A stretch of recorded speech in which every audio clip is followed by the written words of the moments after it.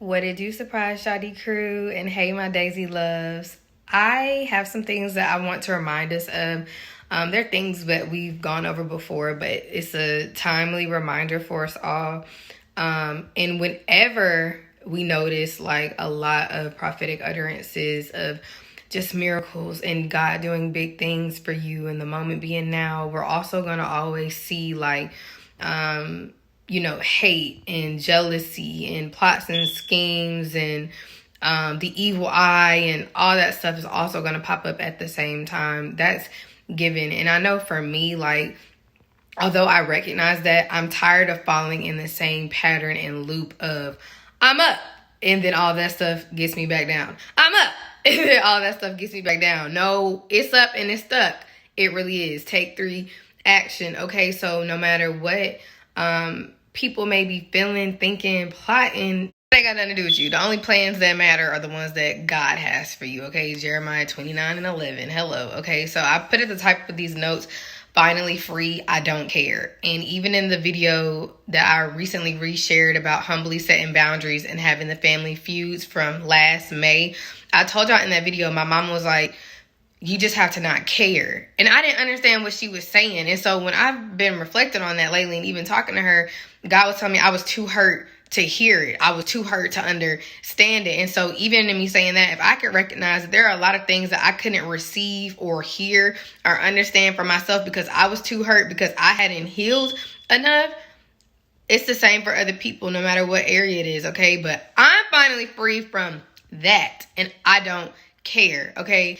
At the top, I also wrote too blessed to be stressed or pressed, and too blessed to be stressed really is just hitting different in this season. Like, I've said so many things, I've released so many things, but I just really wasn't in a place to walk in it, okay? But for real, what do I look like coming down there? What do I look like handing you over my peace, handing you over my joy, handing you over, excuse me, I'm drinking a smoothie, handing you over the love that's in my heart? What do I look like doing that? So I am too blessed. I am so, like my heart is being cultivated to be so fruitful. It's too much going on. I'm flourishing and thriving inside. What I look like letting you mess that up. I'm too blessed from being in God's presence to be stressed out or to let you have me pressed, okay? Ultimately the enemy, but we know that he moves through people's wounds and stuff, right? So I did do notes, and I wrote them in green because Seeing Green is one of my favorite songs. And the part that was hitting me this morning, which I usually be singing it loud anyways, is when Nicki Minaj says, she said she hot. I said, well, girl, come and convince me. And I was laughing because I was like, what is it about that part, God? And really, when you spend time with him, I don't care what kind of fire, what kind of wicked fire somebody is trying to bring up against you, how much hotter they think they are. Hell ain't hotter than the Holy Ghost fire, okay? In that sense. Do you get what I'm saying? It's not better, bigger, bolder, more powerful than God's fire, the Holy Ghost fire. Do you get what I'm saying? So you think you hot, come and convince me, right? And that's the at the devil, right? And I do still hear it when it's like girl to girl, because I'm always thinking of like Jezebel, the adulterous woman, right? The world, but the real mistress. But yeah, she said she hot. I said, well, come and convince me. That's how I feel, like, cause you not, okay? Like what you got going on is not hotter than what I got going on over here, because I be spending time with God, right?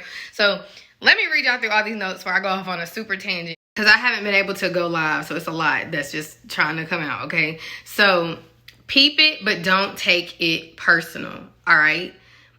Something I've been saying to a lot of y'all is like stay gracious but not green. We're gracious but we're not green, meaning I see what's going on, I can discern what's going on, I can peep like, ooh, you having a hard time being happy for me, ooh, you feeling away, ooh, your demons is irritated, ooh, what did I do, right? Whether it's somebody that you're actually close with or you have a personal relationship with, or a stranger, coworker, whatever, but you can peep it and not take it personal. It is harder when it's friends or family, but you don't have to take it personal. That's a choice, right? And that's one of the hardest things that I've had to learn. That's finally free. I don't care, right? That's a you thing. So the next point said it literally has nothing to do with you. It has nothing to do with me, how somebody feels about me. And it's as long as I've been saying that, as long as that's the advice that I've been hearing and getting, I was in a place to where like I really understood that and operated like that. Okay, so all they're doing is removing their own focus. So you can let them focusing on you remove your focus, or you cannot let it phase you, and now it's only affecting them. And so y'all know I love to say folks think they got a PhD in Mega Michelle. No, you don't. And that just goes to show, like, how are you studying my life? If you are studying my life in grave detail, I know you failing at yours, because you can't be taking my curriculum. You can't be, your curriculum can't be watching what I'm doing, because I know now you failing what you're supposed to be doing, right? So to everybody that think they got a PhD in your life, in your family, right, and how your family move and operate, they failing at their own stuff. And I know anybody who think they got a PhD or whatever, and what you got going on at work, they ain't handling their own tasks, because ain't no way in the world you be able to worry about me and mine, right? No way. So all they're doing is removing their own focus. Okay, no. Okay, people who aren't happy or believe that they can be happy, they are not going to be happy for you, most of them.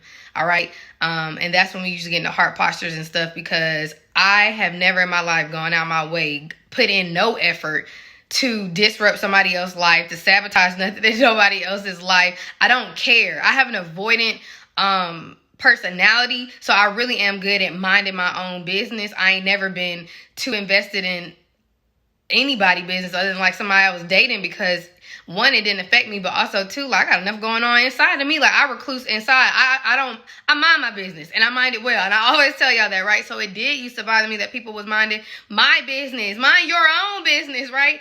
But if they don't believe that they can be happy, or they're not happy, no, they're not probably going to be happy that you are happy, okay? Only people who don't have the power position to dictate your position, so they don't have the power or the position to dictate your position, those are the same people who be trying to dictate, or those are the same people who be trying to deem you unworthy or remove you from your position. First example being the devil. How you gonna make me feel unworthy and you not even in power to give me the position that you're trying to tell me I'm unworthy of? How are you going to try to remove me from a spot that you couldn't even give me, that you don't give me? And even if it do come down to like a boss or something, you're not the ultimate boss. God is, okay? So that's going to come more back into the freedom part. But pay attention to that. It's always the people who don't have the power and position that try to deem you unworthy for a position, that try to remove you from a position. You ain't even got the power to put me there. Pay attention to people's speech, comments, and statements. This always reveals what's in someone's heart. And that goes back to peep it, but don't take it personal. Be gracious, but don't be green. If somebody always saying slick stuff to you and always giving off they hating type of vibe, they hating. But what you gonna do with that information? What we discern is supposed to help us move accordingly, okay? Which was the next one. Move accordingly. Separation is required, but it's not always physical. So I have to remove myself from the posture of putting people on the throne in my heart. So if you have watched the community post the other day, I was giving y'all an update from since that attack last May. So when my mama said you don't care, that's what she meant. Why is what they said or what they think about you getting to you like that? Because I had that in a higher place. It shouldn't be in a place at all, but I had it higher than God, right? If God sits on the throne of your heart, you're not gonna care about what other people think, what other people want for you, other people's statements and stuff towards you. And so you just have to move accordingly. Sometimes that's the separation. It's not literally like a physical cutting somebody off or removing them from your life, but it is setting the appropriate boundaries to separate you from that, so whatever is moving through them, because you peeped it, can't get to you in any meaning, okay, in any way.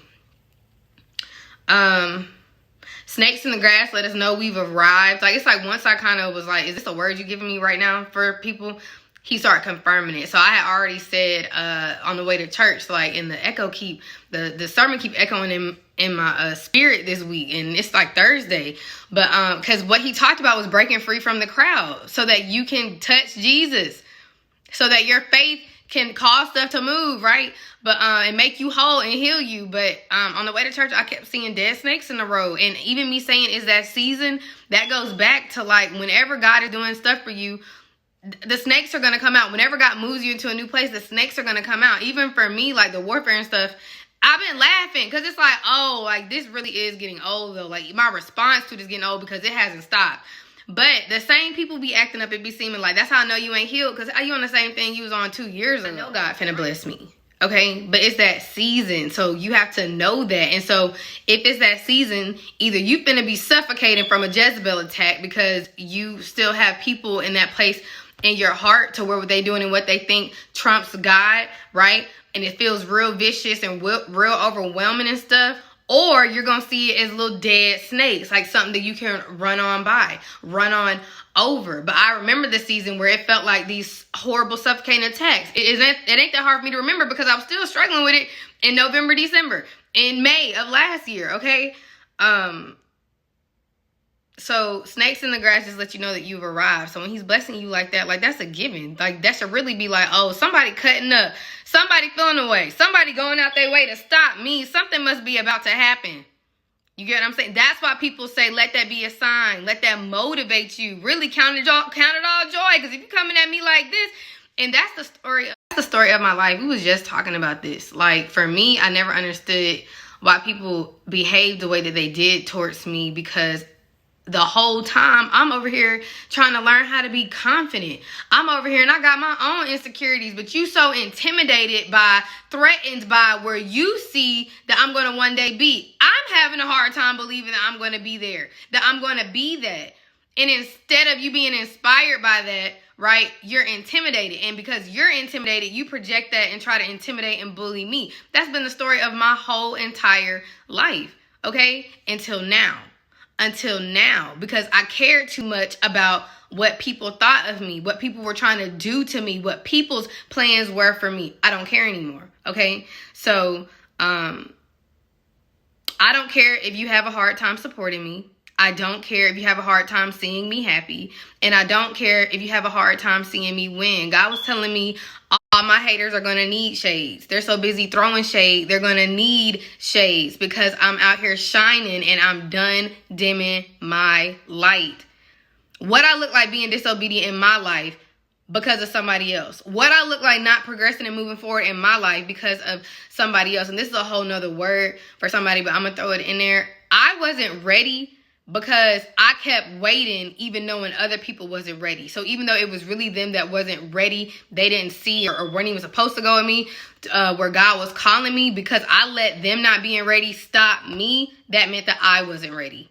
Okay? But I don't care if you're having a hard time. But I do care that people heal and they grow.